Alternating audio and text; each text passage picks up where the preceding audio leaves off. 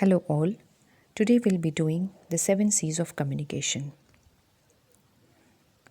For the communication to be effective, we are required to follow these 7 C's.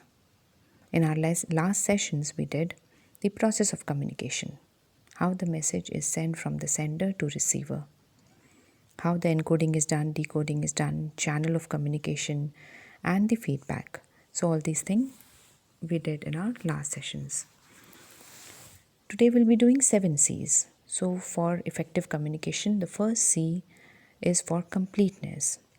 The message which is sent from the sender has to be complete. Incomplete message will hamper the process of communication, and it will be extremely harmful for the organization also. So the completeness should be in terms of the information which is given, the content which is to be transmitted from the sender to receiver. So everything has to be is included. For example, if I want to make an order of 50 computers for my organization, so I write a letter to the vendor. I have written the letter and I have mentioned everything, but I have not mentioned the date on which we required those computers. So the message is not complete. When the vendor receives a letter and he gives an acknowledgement of it, and now I'm waiting on the due date for the computers to arrive, but they don't arrive. So it will hamper my relationship with the vendor.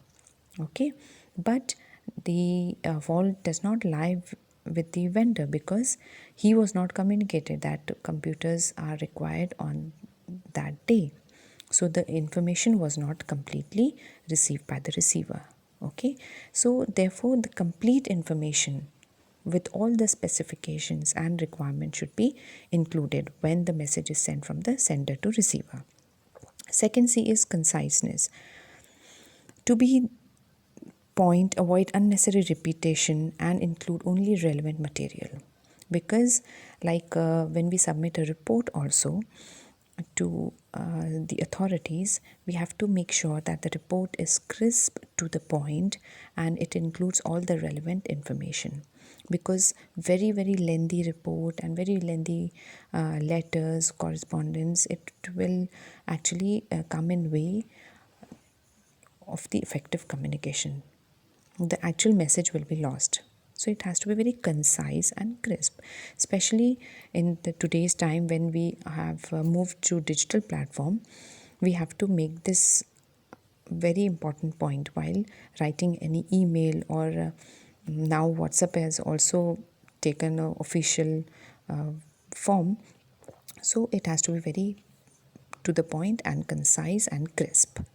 Okay, so the second C is conciseness, completeness, conciseness. Then consideration. We have to, like when I'm communicating with the others, so I have to take into consideration their point of view also, their mental makeup also, their aptitude, capability, competency, everything I have to take into consideration while communicating.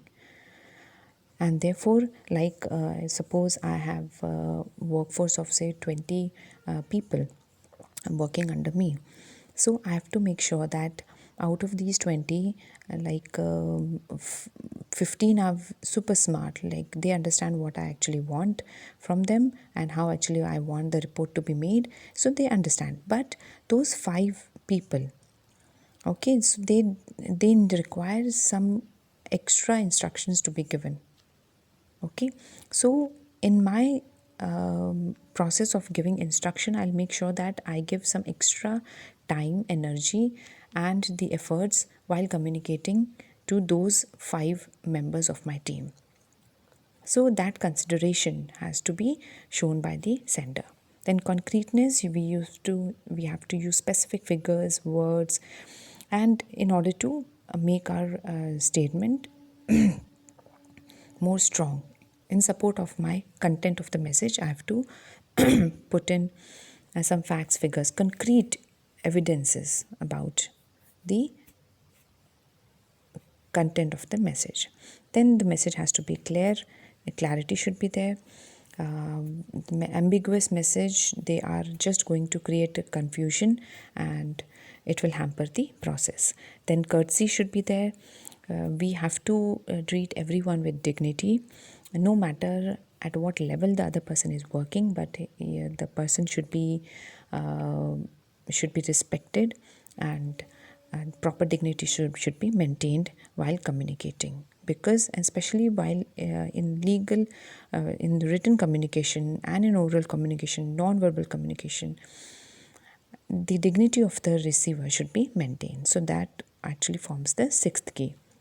And then is the correctness. Whatever is being communicated by the sender, be it oral or verbal or written, it has to be very, very correct. The written document becomes a legal entity. So, therefore, any vague information, any incorrect information might be a troublesome thing for you in future. So, therefore, correctness of information is also very important. So, that forms the seventh. So, that forms the seventh C. So, clarity, courtesy, and correctness. So, they are also important C's. So, now we have understood that the seven C's are the completeness, conciseness, consideration, concreteness, clarity, and courtesy. By following these seven C's, we can make our communication very effective. So, thank you. We'll do in our next session. Thank you.